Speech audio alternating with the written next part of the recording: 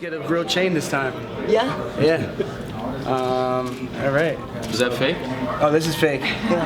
I'm still waiting for Dana to cut me the check so I can go buy my real one. Did you get it down on Canal Street? You know what I'm talking about. I know exactly what you're talking about. So you gambled on yourself big time here. Do you feel like you're going to be rewarded?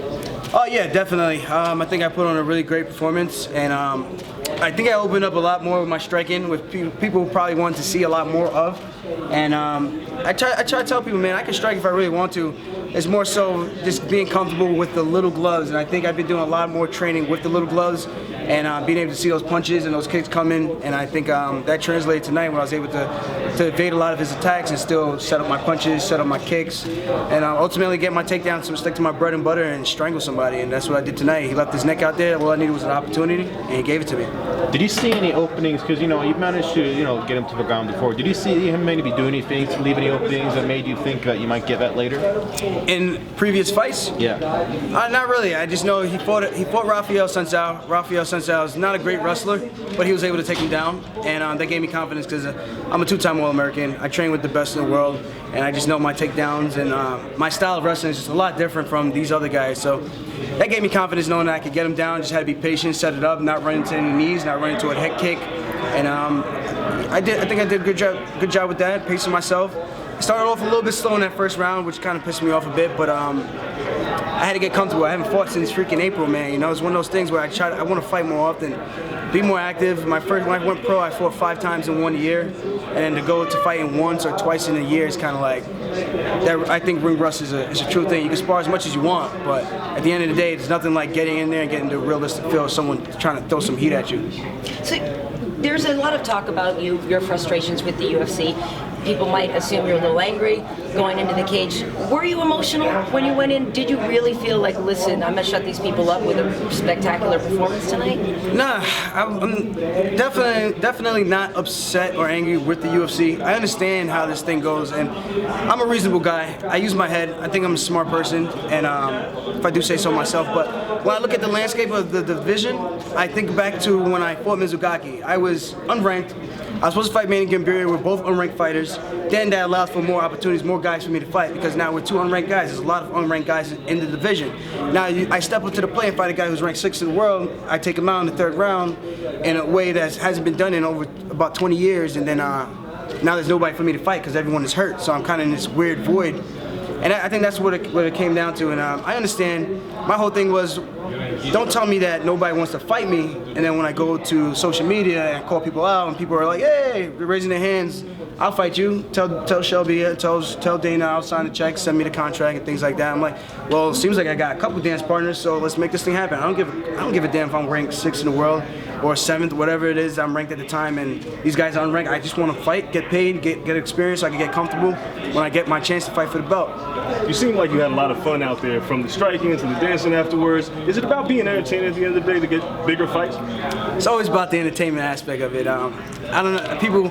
I know people like the 80's look that I brought back with the high top, the part and the big rope chain and everything. So it's just about, you gotta be a character, man. You gotta be different. You don't gotta go WWE on them, but at the same time, you gotta be different. You gotta do something that's gonna stand out and people can kind of relate to or take to. And I think I did a good job with that. But at the end of the day, it's about having fun, man. We kill ourselves weeks after weeks, racking our brains about this one person trying to take our heads off. And when you finally get the opportunity to step in there, sometimes, like even in the back room, I was telling these guys, I was like, man, this is the most anxiety I've ever felt before a fight, and I felt like, I was telling myself, like, maybe this guy's the one to slow me down, and I had to get those negative thoughts out of my mind, and I was just like, you know what, man, you came too far, you were so confident coming into this, don't let the day of you break down and not do what you're supposed to do. And I had to keep telling myself, you're too tough, you're too strong, you're too quick, you can't be broken. And I kept those negative thoughts out of my head, and I went out there and I said, 11 people tried, 11 people failed, one more is gonna try, one more is gonna fail tonight.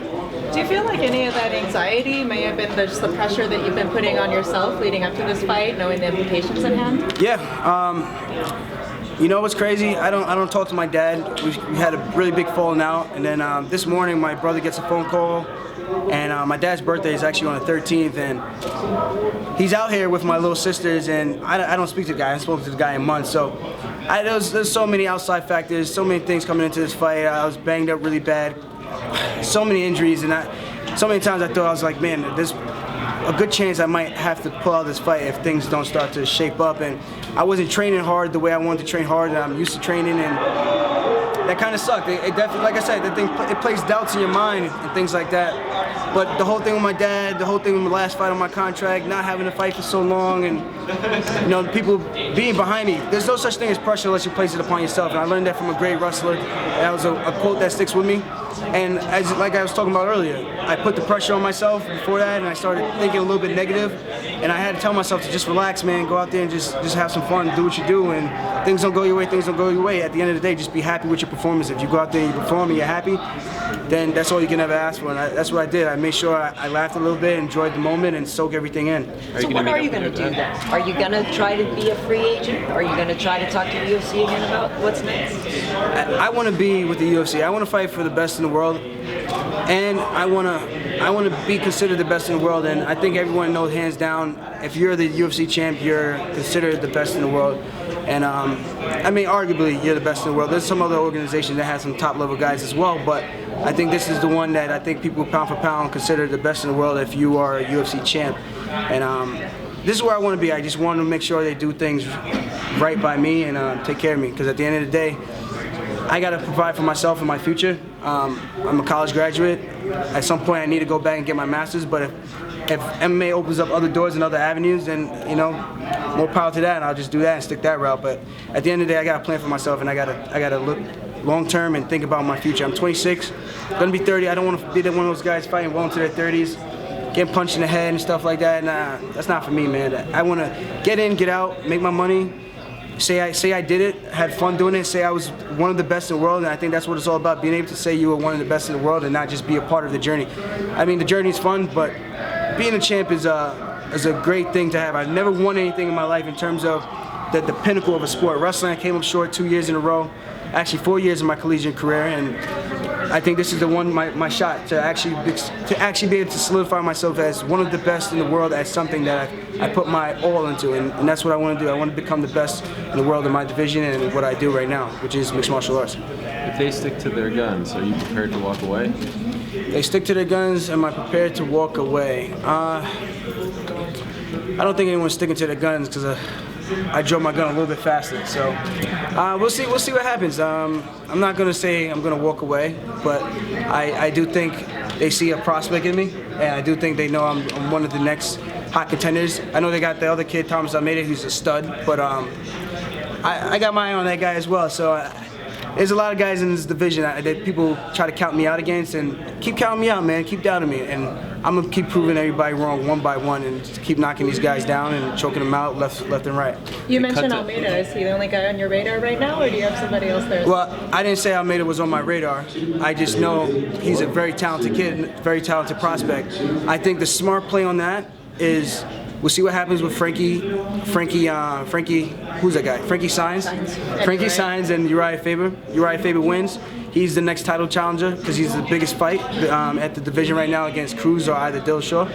And I either fight Rafael Sunsao in a title eliminator for the next slot, or maybe they do two undefeated guys coming up to fight for the belt next. But I think the smart play on that is I win the belt, I'm undefeated, Thomas Almeida comes up, and we have the next undefeated champions in the men's divisions. I think the last time we had that was Rashad Evans versus Lyoto Machida. So I think that'd be something classic to go down in history, and I think that's the best way to play it, in my opinion. But we'll see what happens. If somebody have to fight sooner than later, then guess what? I'd rather get the guy before he gets really, really good. Are you gonna meet up with your dad? I don't think so, unless he wants to meet up with me. But as of right now, there's no love lost. I don't hate the guy, just we have our differences, we have our disagreements, and sometimes some things just aren't meant to be patched up, and if they're meant to be, it's meant to be. But we'll see what happens. At this point in time, from what I understand, he doesn't really want to talk to me, so I mean, he's out here, that might mean something, but family issues, man, I think we all have them.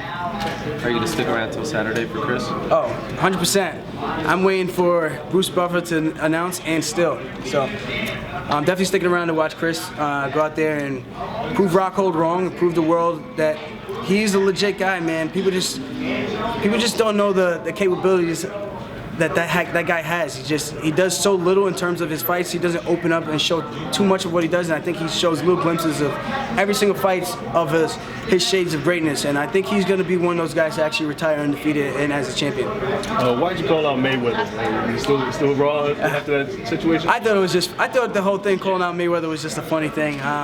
He's undefeated, retired undefeated. That's a big money fight. So if that fight could actually happen, I'm all about it. So and it would definitely be an MMA fight, not a boxing fight, because I got a little more sense than that. But it was all fun and games. I got nothing against the guy. I think he's a special talent, and I actually like the guy. Besides him trying to pick up my girl, I think he's cool by me. Good taste, at least. Yeah, he's got good taste.